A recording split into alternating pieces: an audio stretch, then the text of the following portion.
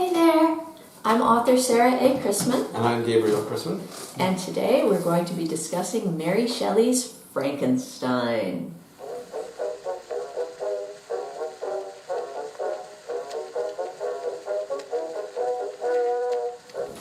Ah yes, Frankenstein. One of the classics. One of the classics. A very good one to discuss at Halloween. This one is very beloved of English teachers and students in general because it's short. And it's a fun read, honestly. It is a fun read. Yeah. It is a fun read. I think a lot of people who've just seen movies of Frankenstein don't necessarily realize it starts and ends in the Arctic. And Arctic exploration comes in a big way. Oh, first of all, let me point out, this is an early 19th century book. It was written in the early 1800s by Mary Shelley. Now, Mary Shelley was one of a coterie of friends. So her husband was an even more famous writer than she was at the time this came out. She kind of lived in his shadow, which is too bad because, in my humble opinion, she was a much better writer than he was. He was more of a poet. I don't particularly like his stuff, especially I always hated The Last Duchess, or My Last Duchess, his poem, but we won't get into that. The Shelleys were also friends with Byron. So Byron, yes, the famous poet and romantic author who was mad, bad, and dangerous to know. Yes. That's the quote about Byron. Yes. Now, when we talked about Edgar Allan Poe, I mentioned that in America we didn't have as many famous writers in the early 19th century as England did.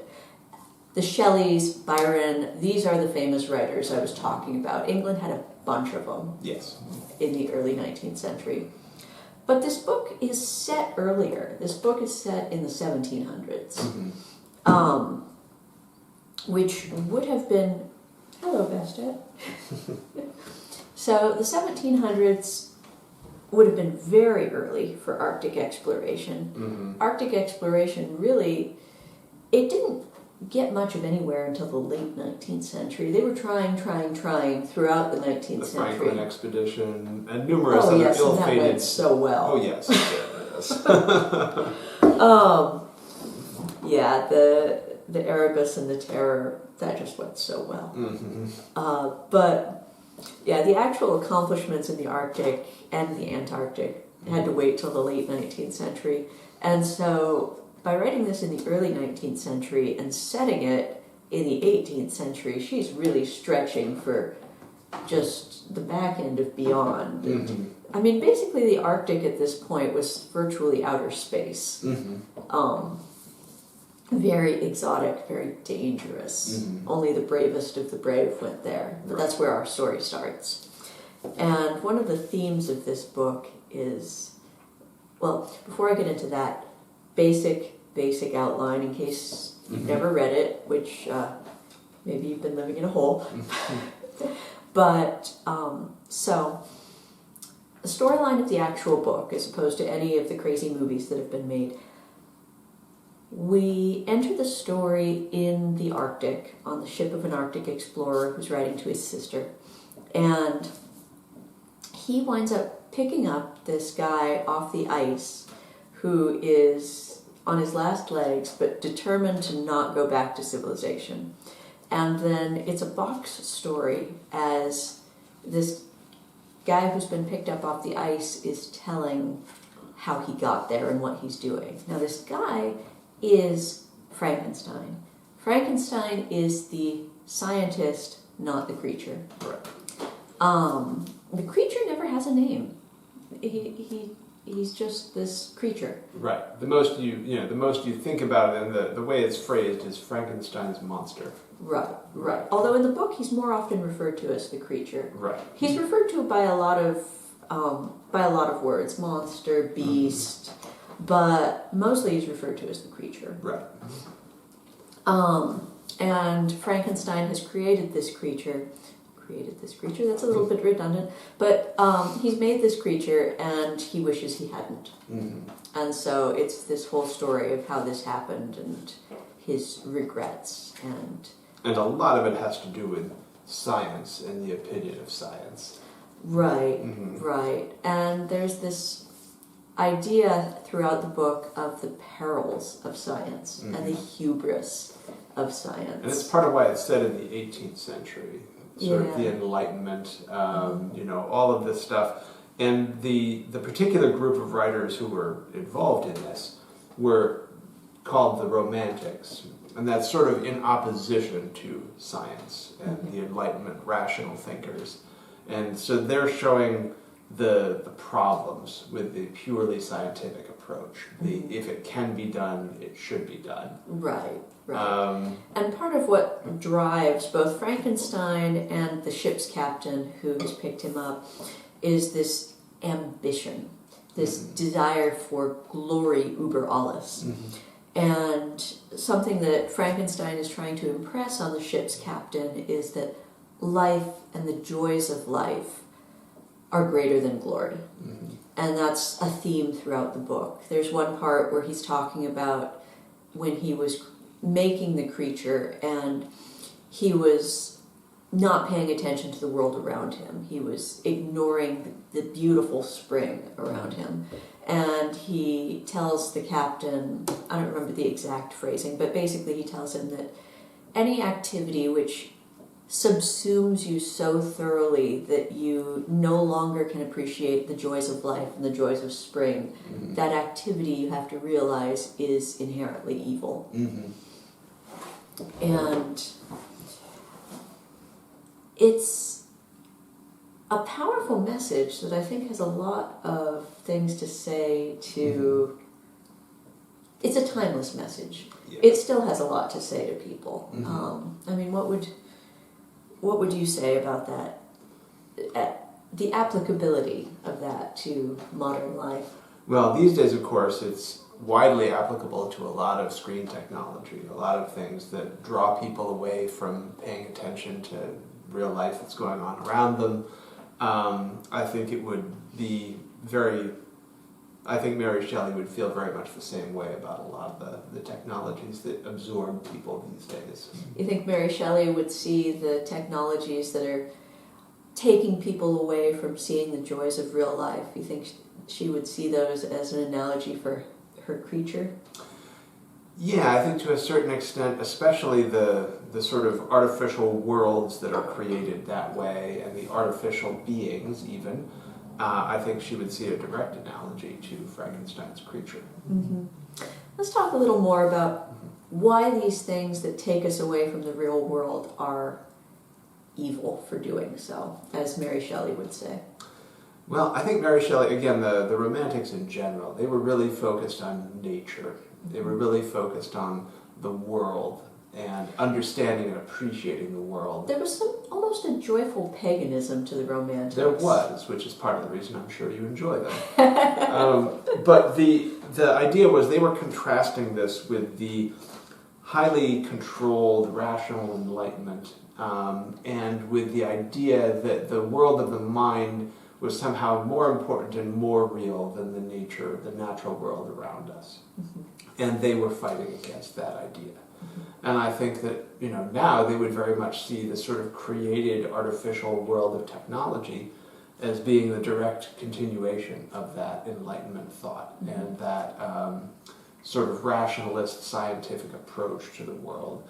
And this ability to create an artificial world in which you can fully understand everything and in which you can do anything that you feel like doing within the bounds of that creation. However, it doesn't mean that you understand the real world around you, basically. That real world around you contains mysteries and things that are impenetrable to human rational thought. And hence, that's part of what makes it more real and more deep, I guess, than anything that can be created and fully understood. And we're creatures of a physical space. We're creatures of a physical world. Yeah. And interacting with that physical, natural world around us is what helps us understand it. It's what makes us human. And I think Mary Shelley understood that in a big way. It's interesting. She was a romantic, and yet in some ways, I think she saw the world more clearly than the scientists she was objecting to. Mm-hmm. And that's partly because she left in a certain amount of built-in unknowability. She admitted that there are things we will never know, which Right. the scientists are not willing to admit. Right, right. Mm-hmm. And the scientists, especially Frankenstein, who she writes about, Mm-hmm. they're all about control. Yes. They're all about absolute control of everything. And Mary Shelley was willing to relinquish some of that control. It was, as you said, acknowledge the unknowable. Mm-hmm. And this was famously written during an incredible storm, and an incredible series of storms. Right. That, to me, again, that really exemplifies Mary Shelley's idea of nature as being something which it can be overwhelming of any sort of human interests or human abilities. Mm-hmm. I always thought it was funny that part of the mythology of this story is that all of these friends all started writing stories at the same time, and including Byron. So Byron started writing a story during the same storm that Mary Shelley was writing Frankenstein. It's just that when the storm ended, everyone else got distracted, and Mary Shelley was the only one who actually finished hers. So it's kind of fun to imagine what sort of story Byron would have come up with if he'd actually finished it, but we'll never know. Mm-hmm. He was easily distracted. Oh, Byron was so easily distracted. Yes. There's a revolution in Greece? Ooh! But yeah, at least Mary Shelley finished her story. Yes. Now, oh yeah, here's that quote. I happened to open up right to it. That's what bookmarks are for. Yeah, that's where the bookmark was, I know. Quote, "It was a most beautiful season. Never did the fields bestow a more plentiful harvest, or the vines yield a more luxuriant vintage, but my eyes were insensible to the charms of nature. And the same feelings which made me neglect the scenes around me caused me also to forget those friends who were so many miles absent." And he goes on. Mm-hmm.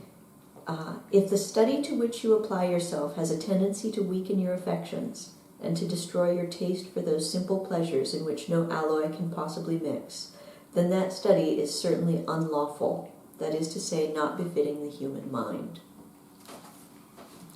So, you think that any study that interferes with your ability to love is against nature and against the human mind? I think that's probably a fair thing to say, and I think it was definitely true for Mary Shelley and most of her friends. Yeah. And for her, it was the ability to love people and also the ability to love nature and the world around her. Right. And to see the beauty in things. Mm-hmm. I think all too often people, and part of me wants to say modern people, but clearly she felt the same way about people in her time. All too often people neglect the world around them. They neglect to see the simple pleasures in life. They neglect to take joy in just the beautiful, simple things that surround us. Mm-hmm. Yeah, I think that's been true for a long time. Yeah, I think so. Yeah. I think so. People tend to get caught up in many things and Yeah. forget to pay attention to those Which is a immediate shame. surroundings. Yeah. So that's one of the lessons to be taken from Frankenstein. Now, one of the things, I like this book, but one of the things that always troubled me is that the creature's one desire is to have a mate like himself. That's the only thing he wants. Well, later on he wants revenge, but his true desire is to have a mate like himself. And he asks Frankenstein to create a mate for him. Frankenstein starts to do this, and just as he's about to finish, he destroys the mate right in front of the creature's eyes. That always troubled me. I never liked that. I always thought... Now, Frankenstein's excuse for this, his justification for this, is he didn't he was afraid that if there were two of these creatures that they would reproduce and there would be a whole race of these creatures upon the earth that he didn't want to set loose upon humanity. Now, the thing that always troubled me about that is that I don't think they could have reproduced, because... Well, that's part of the whole premise of the book, though, of course. Well, but... So a lion and a tiger can produce an offspring, but that offspring is sterile. Same with a horse and a donkey. They can produce an offspring, but that offspring is sterile. But you're talking about a theoretical invented species here, or a theoretical invented creature. But how would Frankenstein know that they could create? Well, I think to a certain extent, he had just as much belief in the science that created him. He kind of had to, right? He had to believe that science could create a functional match. But isn't it an extension of his hubris that he believes not only can he create this creature, now he has established that he can, but it seems an extra step of hubris to think that that creature would be capable of procreation. But I think that hubris is exactly what he had. Oh, Frankenstein had hubris, To spare, yes. to spare, up to the roof. Right. That's Frankenstein's tragic flaw. So, but we'll never know. We'll never know. Right. I don't think they could have reproduced. And I think it would have been perfectly... If he had created the mate, then the creature would have gone off. He says they would live in the jungles, they would live in some uninhabited place, and then everyone would have lived happily ever after. But I guess the story required a tragedy. The story did. So, but I don't know. What do you think? Did Frankenstein do right in refusing to create a mate for the creature? Because remember, it's that destruction of his potential mate right in front of his eyes that made him switch from wanting a mate, wanting love, to wanting revenge. Right. So I think it was, in hindsight, of course, a terrible move. Yes. Yes. Yes. So, well, at least we agree on that. Yes. There are a number of deaths in this story. It starts, the first of them is the creature kills Frankenstein's young brother. Now, quite frankly, I always thought the young brother was a very flat character who was only introduced to be killed. Yes. That seems to be his only role in this story. Everyone else talks about how pure he was, how innocent he was, how much they loved him, but he doesn't get any screen time to actually prove that he was such a sweet little thing. Right. I mean, his only lines are when he meets the creature and he calls the creature an ogre and says he's going to eat him, which does not endear him to me as a reader, personally. Right. Yes. Well, it does make it fit with the whole genre of horror movies that spawned afterwards, of having flat characters that only exist to be killed. True. Yes. True. Now, the death of Justine, on the other hand, is far more evocative. That's far more gut-wrenching. So what winds up happening is, after the creature kills the young brother, he takes a miniature that the young brother had been wearing, and he plants it in the dress of a servant girl. And so the servant girl gets executed for the death of the young brother, because everyone thinks she did it. Now, that's a much more graphic scene, and we get a lot more into her, and that's a far sadder scene to me, because the young brother, he was just kind of an annoying little kid who really, the servant girl was this sweet, innocent young woman. And so that's, for me, that's a worse crime that the creature does, honestly. And then there are the really horrific deaths of Clerval, who is Frankenstein's best friend, and Elizabeth, who is Frankenstein's wife. Those are the really ghastly ones. Those are the Halloween shiver ones. Right. But for you, what are the biggest takeaways of this book?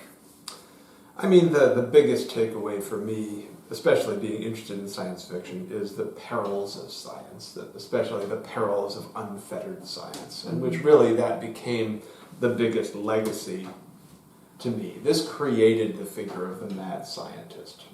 This created the idea that, science was not always going to create wonderful, helpful things, but also monsters and problems. So what are you mentioned screen time. You can go deeper into that. You can go into something else. What do you see as the modern monsters that science has created and unleashed upon the world? And maybe some of them have had their own procreations. I don't know. What do you think? So I mean, there's just a huge list. Just about any sort of scientific technology can be turned to evil purposes in a variety of ways. Well, a knife can be used for good or for evil. This is true.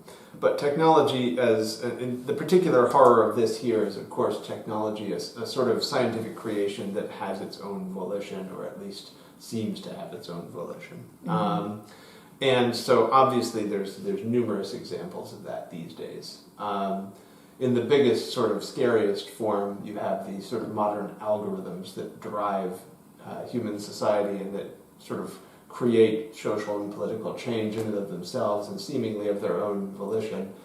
I think there are still humans behind the scenes. Oh, there are humans who set those things up and all of that. But it's, from an outside perspective, it definitely has the appearance of sort of a created monster. Frankenstein's monster, he had free will and he could think on his own. Right. I don't know that any computers are quite capable of that yet. Yeah, absolutely not. People believe that AIs can think and produce things on their own, and they really can't. It's a misbranding. Right. AIs, really all an AI does is steal things. Steal things from a wide variety of sources. Yes. That's all an AI does. If you're using an AI, all you are doing is stealing on a large scale and then compiling those thefts together. That's all an AI does. It doesn't actually think for itself. No, and nothing does. No one has been able to work that out. So that example of technology they have here is still beyond us. Right. And probably always will be. But as far as all sorts of other technologies that have been turned to evil uses, I mean, there is an infinite number of examples of that. Good servants, but bad masters. Exactly. And even though, of course, I think Mary Shelley's sympathies, certainly through most of the book, are with the creature. I don't think she would have been happy with the creature being created to be a servant. Oh no, the creature was never a servant. Exactly. The creature was never a servant. He was meant to be his own free-willed, free-thinking creature. Right. Which raises a whole different set of questions that I don't know that we have time to get into today, because early 19th century, the American Revolution and the French Revolution are still within living memory. Oh, yes. And so, especially with the French Revolution, you have a lot of unintended consequences and really ghastly things happening that people didn't foresee. And some very idealistic, rational Enlightenment thinkers set a lot of things in motion that then turned ghastly. Right. And that was still within living memory at the time that Mary Shelley was writing this. And yes, she was in England, but England was terrified that the same thing would happen there. When she was writing this, she was in Switzerland. That's true. Yeah, she was in Switzerland when she was writing this. She was English, but she was in Switzerland. People moved around a lot more than people imagine. Yeah, they did. They did. Yes. So, yes, the perils of